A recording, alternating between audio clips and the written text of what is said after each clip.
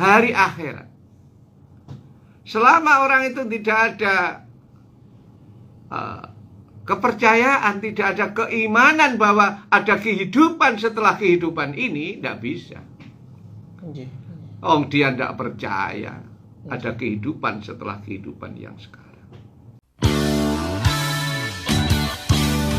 Yang selalu bikin cinta hanyalah satu. Yang selalu bikin cinta hanya Alvito. Baik, Bapak Ibu sekalian yang saya hormati, kami masih meneruskan materi Maulid Nabi kemarin, bahwa di dalam diri Rasulullah itu adalah satu keteladanan karena beliau maksum.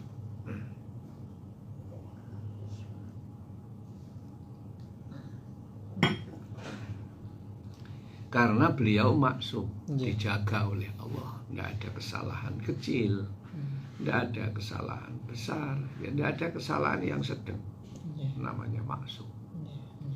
Nah, tapi Bapak Ibu sekalian, dulur efektor, tidak semua manusia itu bisa meneladani Kanjeng Nabi. Masya Allah. Di dalam Al-Quran surat Al-Ahzab ayat 21 ada 3 syarat, ya. Orang-orang yang bisa meneladani Kanjeng Nabi. Jadi orang Islam saja belum tentu bisa meneladani, apalagi orang yang tidak Muslim, tidak Islam, ya. Tidak Muslim. Siapa orang-orang yang bisa meneladani Kanjeng Nabi itu? Satu, dalam Al-Quran Allah dawuh, liman kana yarjullaha, yaitu bagi orang-orang yang punya harapan kepada Allah. Masya Allah. Orang yang punya harapan ingin ketemu Allah, harapan ingin dapat ampunannya Allah, harapan ingin dekat, ingin dapat barokahnya Allah, harapan pengen mendapat ridhonya Allah. Jadi orang itu duwe pengarep, diarep-arep, oh aku ki ben oleh ridhane Allah, aku ben disepuro karo Gusti Allah, aku ben disayang Allah. Selama orang itu tidak ada yarjullah, sulit untuk bisa meneladani Kanjeng Nabi.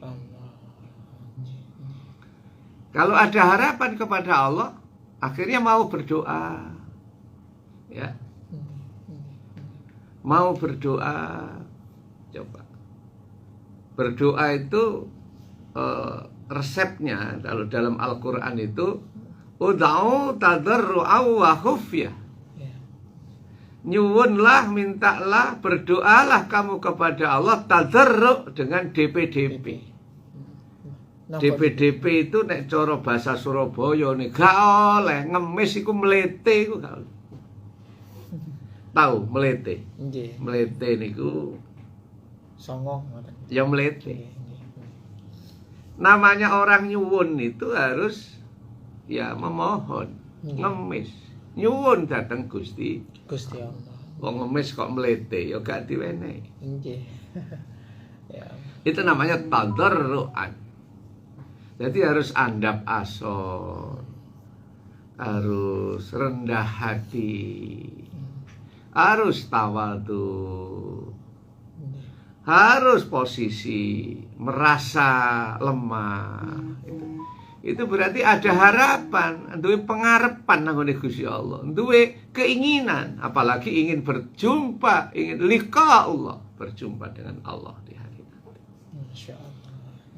Nah, kalau sudah berdoa itu satu tadarruan, yang nomor 2 adalah wa khufyatan. Apa khufyah? Itu kalau saya ngaji di pondok dulu, diajari guru saya, tadarru itu dengan perilaku, atau khufyah itu kaitan dengan bahasa. Makanya bahasa orang berdoa itu bahasanya harus indah, ya. Indah. Bahasanya harus lembut.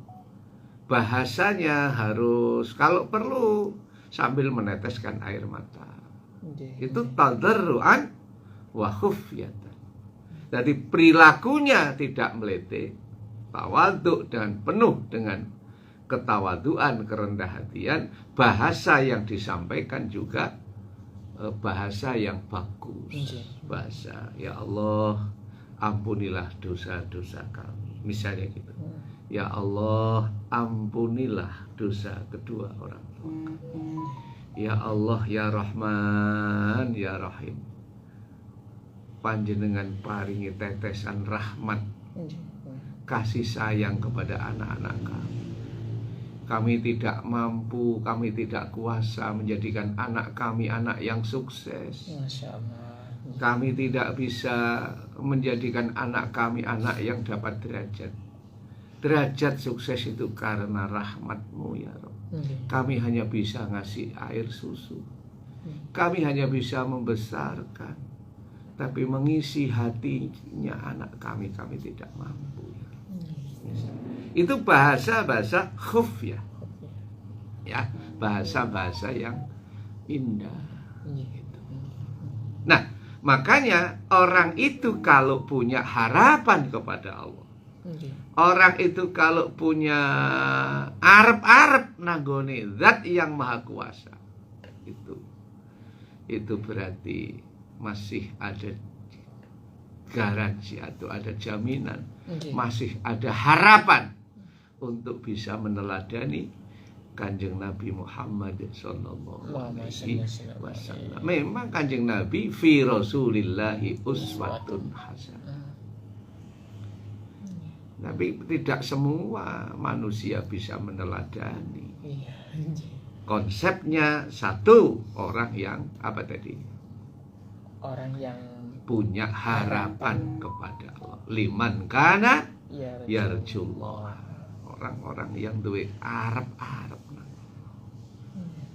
Kalau orang tidak punya arep-arep, hidupnya ya barbar, bebas dia. Oh, enggak diharap-harap kok. Ya Allah. Sholat sehari 5 kali bisa saja 5 hari sekali. Oh, enggak diharapkan nang Gusti Allah, enggak dikepinginan lika Allah, dapat kasih sayangnya Allah. Perilakunya bebas tanpa aturan. Perilakunya mereka akan sakar pedi. Masya Allah. Sholat yo bangkong, perilakunya kasar. Ya.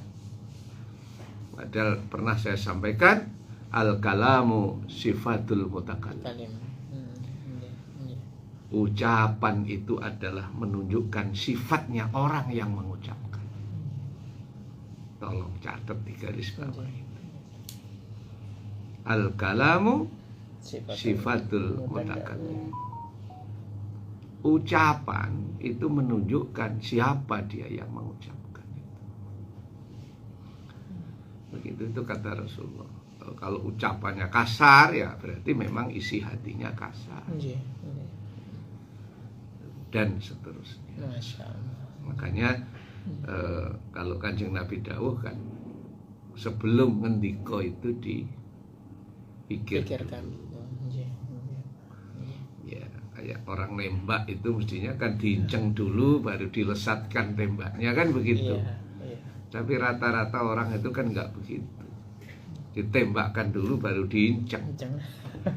Baru dikeker. Tembaknya wis gak ono, menyesal akhirnya. Hati-hati ya. Yang nomor 2, dawuhnya Allah Subhanahu wa ta'ala, orang yang bisa meneladani Kanjeng Nabi Muhammad sallallahu alaihi wasallam wal yaumal akhirah, dan orang yang punya harapan atau kepercayaan yaumil akhir, hari kemudian, hari akhirat. Selama orang itu tidak ada kepercayaan, tidak ada keimanan bahwa ada kehidupan setelah kehidupan ini, tidak bisa. Dia tidak percaya ada kehidupan setelah kehidupan yang sekarang. Kiranya hidupnya ya hanya di dunia ini. hanya sekali ini, sehingga mereka hidupnya ya, jadi sehingga mereka hidupnya untuk dunia. Kalau kita kan dunia untuk hidup, baik hidup sekarang maupun hidup yang akan datang. Masya Allah. Sebagaimana sabda Rasulullah sallallahu alaihi wasallam, ad-dunya mazra'atul akhirah. Dunia itu adalah sawah ladang, tempat bercocok tanam. Panennya itu besok di akhirat. Sekarang ini sekolahnya, rapotnya itu besok. Gitu. You understand? Yes, I do. Kalau orang tidak percaya bahwa besok ada hari akhir, bagaimana bisa meneladani Rasulullah Sallallahu Alaihi Wasallam? Dan ini banyak orang yang tidak mengimani, tidak mempercayai kalau besok ada kehidupan setelah kehidupan ini. Pikirannya dunya ya wis saiki, mari ngono ya wis, biyen ya ka ono. Padahal kan mboten ngoten. Kalau dalam ilmu tasawuf itu kan manusia itu pertamanya di alam arwah. Dulu sebelum kita di alam kandungan itu ada namanya alam arwah. Jadi sudah ada alam ruh. Cara bahasa Jawa ini, ruhnya sudah ada, tapi jasadnya belum ada. Ruhnya pun enten, jasadnya yang belum ada. Sehingga lewat bapak dan ibu akhirnya adalah yang namanya segumpal darah. Berasal dari nutfah, setetes air hina, ya. Kemudian dipertemukan, kemudian ada segumpal darah, jadilah segumpal daging. Awalnya daging. Kalau sudah usia 4 bulan, maka Allah memindahkan roh ini ke dalam daging itu. Akhirnya daging itu ono rohnya. Masih berupa daging. Makanya orang-orang itu, kalau menurut orang hukum itu, ya, kalau orang itu menggugurkan kandungan di bawah 4 bulan, itu namanya pengguguran. Tapi kalau di atas 4 bulan, itu bukan hanya pengguguran, tapi pembunuhan. Masya Allah. Pasalnya pasal pembunuhan. Kenapa? Karena itu sudah ada ruhnya, sudah ada nyawanya. Tambah berkembang, tambah besar sampai 9 bulan, akhirnya summa ansya'nahu khalqan akhar, kata Allah. Kemudian aku telah nukulke, ansya'nahu itu nyukulke, ya, menciptakan khalqan akhar, makhluk yang berbentuk berbeda dengan daging itu, yaitu berupa manusia. Masya Allah. Lahir di muka bumi ini. Dan menungso lahir niku jenengan kedah pirsa Bapak Ibu, dulur El Victor. Lahir cenger iki menungso ra iso apa-apa. Nggih. Nggih napa mboten? Sik pinter manuk niku. Sik pinter petik. Petik lahir cenger netes iso nyucuk. Iso nodol, melayu apa? Iso melayu. Nggih to. Nggih. Lah menungso niku lahir iso napa? Ya. Ya gak iso apa-apa. Ya gak ngerti apa-apa. Ya gak duwe apa-apa. Ya wis gak iso apa-apa. Dan sekarang ini kita bisa apa-apa, bisa punya apa-apa, bisa mengerti apa-apa, bisa berekspresi bagaimana, itu karena pitulungi Gusti Allah. Dan ini harus diyakini, harus disyukuri. Bukan karena potensinya panjenengan. Ya. Isok ngene duwe relasi, isok pinter, isok berpikir, itu karena diberi kecerdasan oleh Allah. Ya Allah. Kayak bakat. wong niku duwe bakat dhewe-dhewe, duwe karomah dhewe-dhewe. Ada orang yang pinter qiraah, suaranya enak. Gitu. Ada ndak itu? Ada. Kula niku belajar qiraah teng pondok niku pinter-pinter tahun sampai merot-merot penceng. Yo gak iso. Karena ndak ada bakat di situ. Tapi kalau latihan muhadharah, pidato, apan lomba mesti menang. Mulai saya SD menang lomba pidato, sanawiyah di pesantren, bahkan sampai tingkat provinsi Jawa Timur. Pidato bahasa Indonesia itu juara 1. Masya Allah. Iya, mentor saya itu juara nasional. Di Kediri sana Dai Buddha itu juara nasional. Mentor saya itu yang bimbing, yang memberikan arahan. Iya, kami juara 1 apa tadi? Provinsi Jawa Timur tahun 1987. Lahir burung Pak Isa. Tahun sakmonten wis juara pidato sak Jawa Timur. Ya begitu, ndak ada yang sama. Ada yang pinter masak, ada yang pinter kelebihannya apa, ada yang punya analisis yang tajam, ada yang punya relasi yang, ya itulah kehidupan. Itu semuanya karena pitulungnya Allah.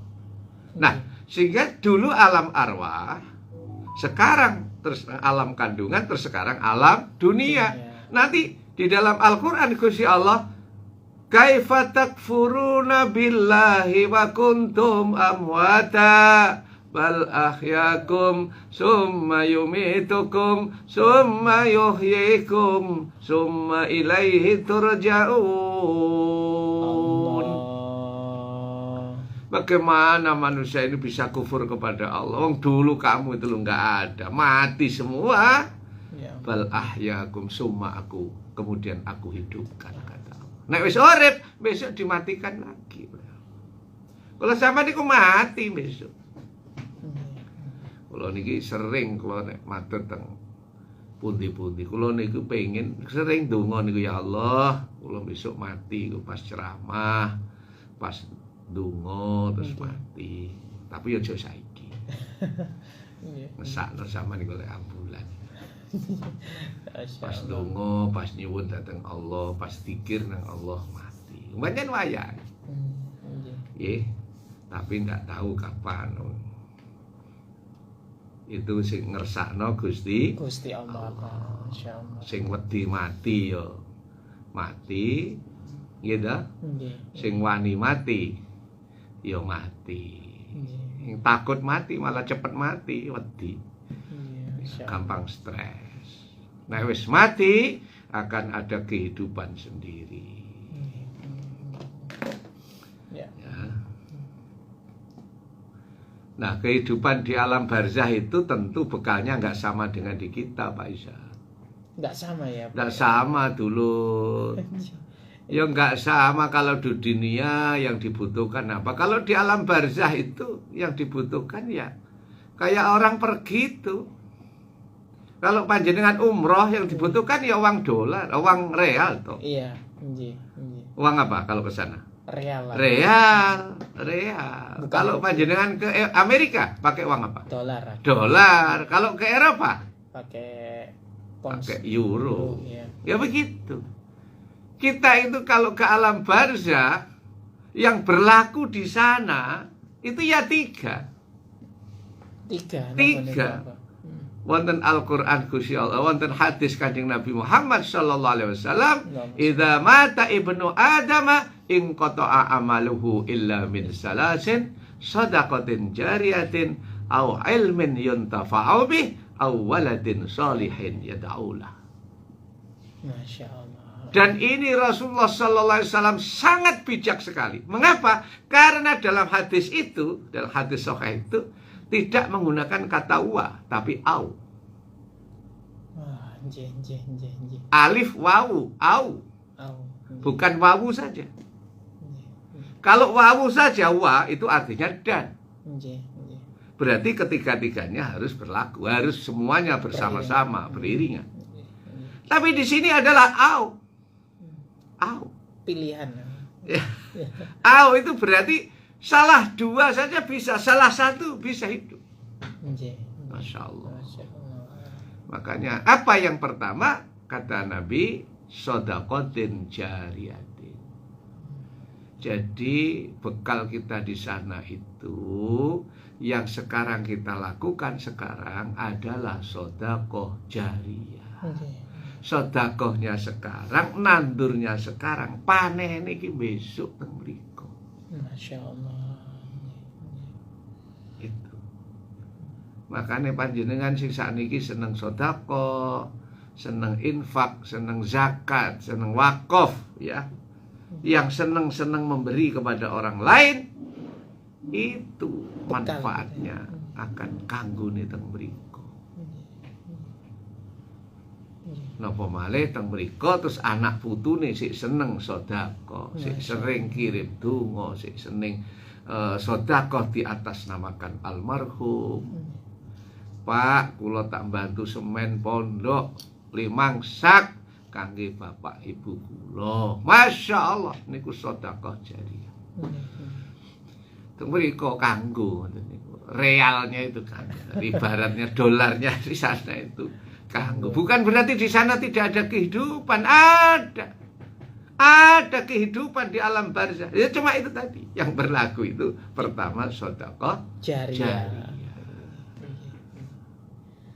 Kenapa sedekah jariyah ini kok ditempatkan urutan yang pertama? Nggih. Analisisnya gimana ini? Ayo. Sedekah, karena sedekah itu paling gampang. Paling mudah itu sedekah. Pakai duit dompet ditokno, duit diwenehno selesai. Aman gitu ya. Aman toh? Selesai. Nggih. Kalau yang kedua, ketiga ini kriterianya panjang. Ada usaha. Sedekah itu paling mudah. Pokok ada kemauan, ada barang, selesai. Allahumma sholli ala Muhammad. Makanya dulur, ayo. Monggo seneng sedekah gitu loh ya. Sedekah jariyah itu. Jariyah itu artinya mengalir terus-menerus. Jadi yang sekarang bangun bantu adik yatim, sekolah, sekolah saat ini tambah pinter, iso menghidupi keluarganya, iso kerja niku mbiyen sing nyekolahne panjenengan. Masya Allah. Selama masih hidup. Iya, terus Pak, mengalir terus. Apalagi sebagian untuk bangun adik yatim, pondok tahfidz, arek ngapalne Quran. Selama dipakai. Iya terus Pak. Subhanallah. Makanya sedekah jariyah itu adalah amalan yang terus berlaku di sana. Masya Allah. Dia ada kehidupan di sana. Nah, sedekahlah atas nama bapak, sedekahlah atas nama ibu, sedekahlah atas nama anak-anak yang sudah meninggal, sedekahlah atas nama keluarga. Gitu. Itu namanya sedekatin jariyah.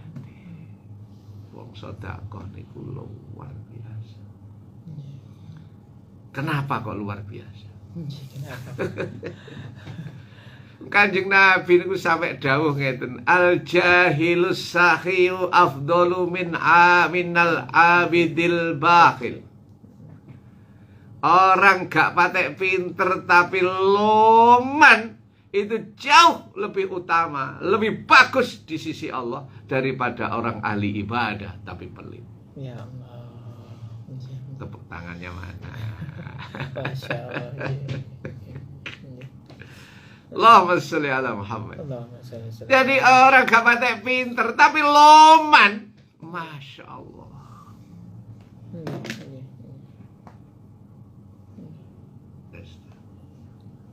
Orang gak patek pinter tapi loman, jos itu di hadapan Allah. Apa maneh pinter loman.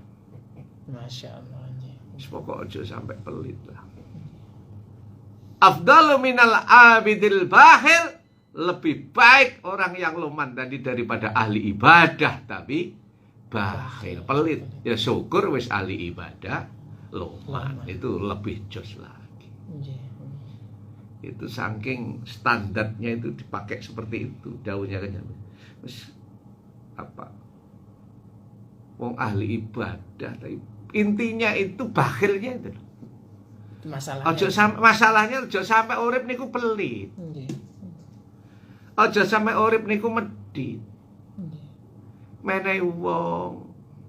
Seneng sedekahlah 1.000, 2.000. Makanya kami mengingatkan kepada semua dulur-dulur El Victor.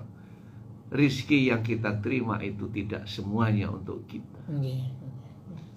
2,5% itu adalah untuk orang lain. Logikanya di mana Pak Syukur? Ngeten nun sewu.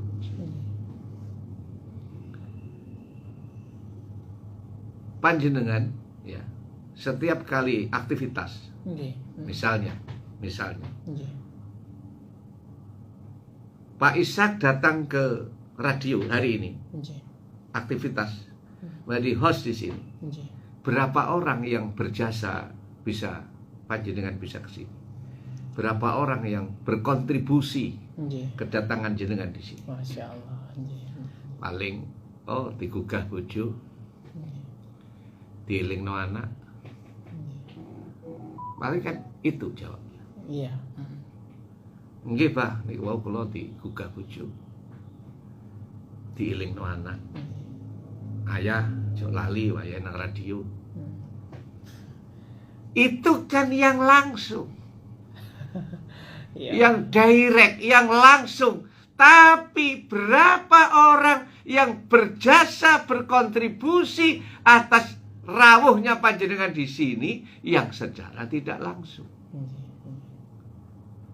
Kesini naik sepeda motor, mau tuku bensin, berarti butuh tukang dodol bensin.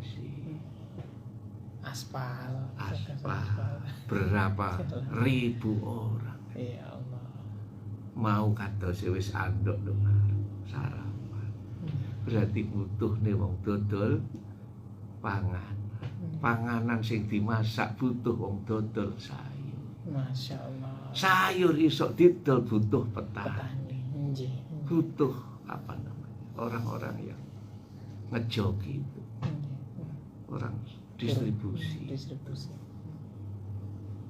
Itu secara tidak langsung. Berarti berapa orang yang punya andil datangnya panjenengan ke studio ini secara tidak langsung.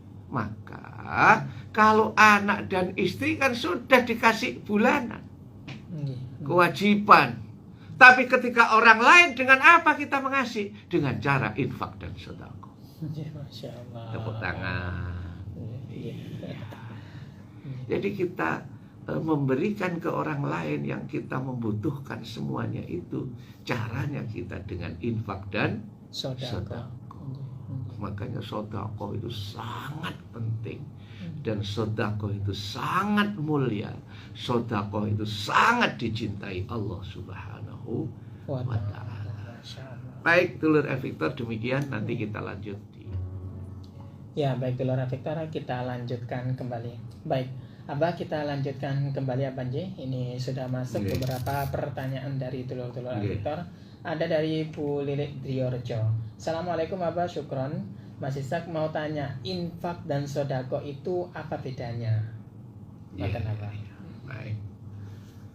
Kalau infak itu khusus materi, keuangan, ya, kaitannya dengan rupiah, menggunakan uang ya. Ya, uang. Ya. Tapi kalau sodakoh itu sifatnya am, ya, umum, bisa tenaga, bisa pikiran, bisa at-tabassum, senyum itu sodakoh, ucapan yang lembut itu sodakoh. Masya Allah. Ya, itu sodakoh. Tapi kalau infak itu khusus untuk pentasarufan atau pembelanjaan keuangan. Makanya wa anfiqu mimma razaqnahu. berinfaklah sebagian rizki yang telah Allah berikan kepada. Ya, Masya Allah. Tapi kalau sedekah itu sifatnya umum, bisa tenaga, bisa pikiran, bisa senyum. Termasuk kan jenengan kalau diundang orang, kemudian datangnya pakaiannya bagus, datang lebih awal, duduk paling depan, tuan rumah seneng, itu pasti itu sedekah. Itu sedekah. Iya. Itu namanya sedekah. Ya. Masya Allah. Membahagiakan orang lain. Baik. Lanjut apa? Boleh. Kita akan terima telepon ya, Telur ya. Silakan yang ingin masuk telah ada Bu Puji dari Jombang. Assalamualaikum warahmatullahi wabarakatuh.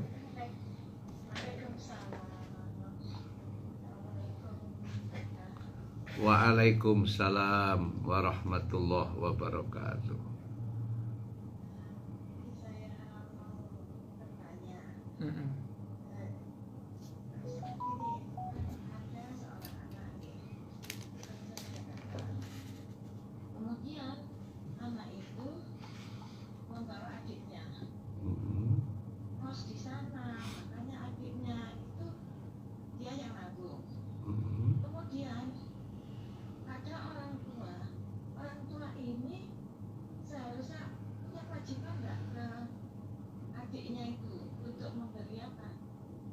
Penghidupannya. Jatahnya. Seperti itu. Bagaimana posisi sebagai orang tua, kemudian posisi anak yang tadi menghidupi adiknya itu bisa disebut dengan sedekah. Baik. Waalaikumsalam warahmatullahi wabarakatuh. Terima kasih, pertanyaan yang sangat bagus sekali. Jadi kakak yang ada di Jakarta yang diikuti oleh adiknya sambil mencari kerja atau sekolah, yaitu sedekahnya kakaknya itu karena telah membantu adiknya.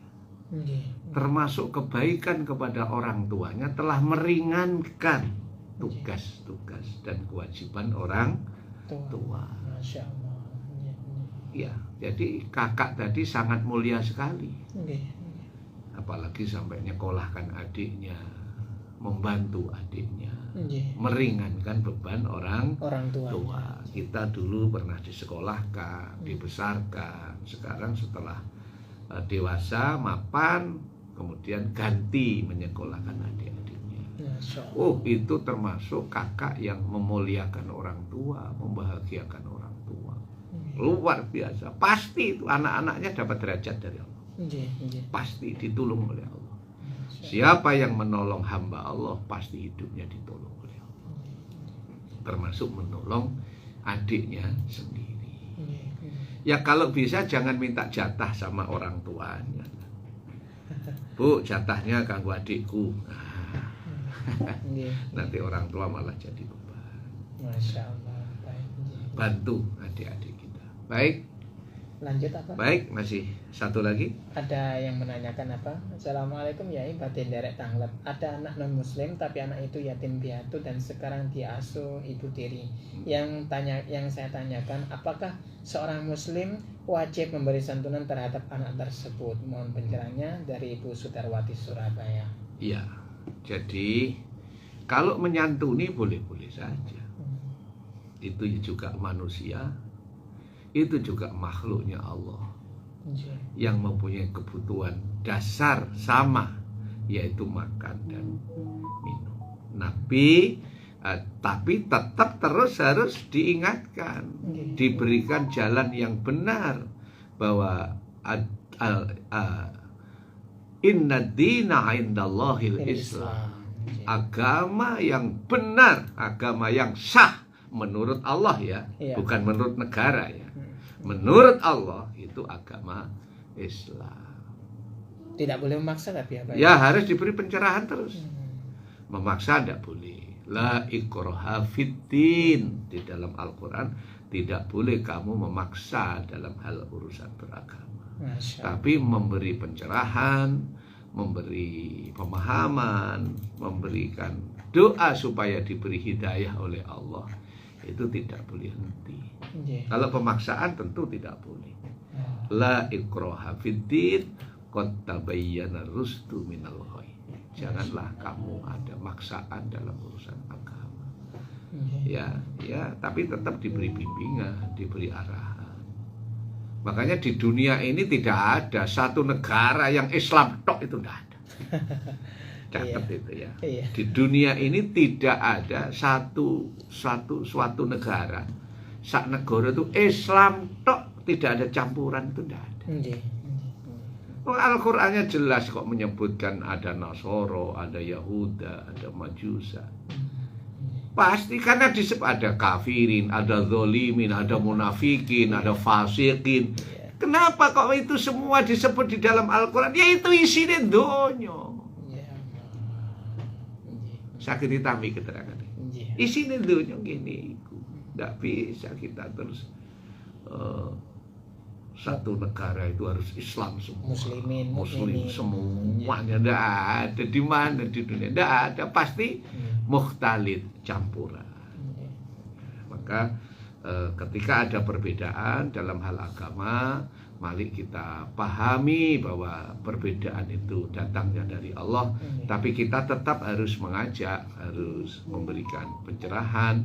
Namanya mengajak harus dengan cara yang santun, dengan cara yang hikmah, dengan cara yang bijaksana, dengan cara merayu dan lain sebagainya. Baik, mari kita sama-sama berdoa, memohon kepada Allah Subhanahu wa Ta'ala, mudah-mudahan semuanya dulur Al-Victor ini dibarokai Allah Subhanahu wa Ta'ala.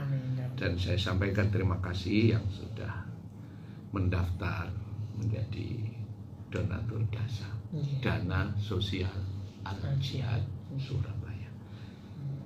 Allahumma salli wa sallim wa barik ala sayyidina Muhammad walhamdulillahi rabbil alamin. Allahumma ighfir lana dhunubana wa liwalidayna warhamhuma kama rabbayana shighara. Allahumma ya muyassiru yassir, ya mutabbiru tabbir, ya musahhilu sahhil. Sahil alaina kulla asir bijahil bashir wa nadhir. Rabbana atina fid dunya hasanah wa fil akhirati hasanah wa qina adzabannar. Wa sallallahu ala sayyidina Muhammadin walhamdulillahi rabbil alamin. Terima kasih, saya mohon maaf, syukran jazila. Wassalamualaikum warahmatullahi wabarakatuh.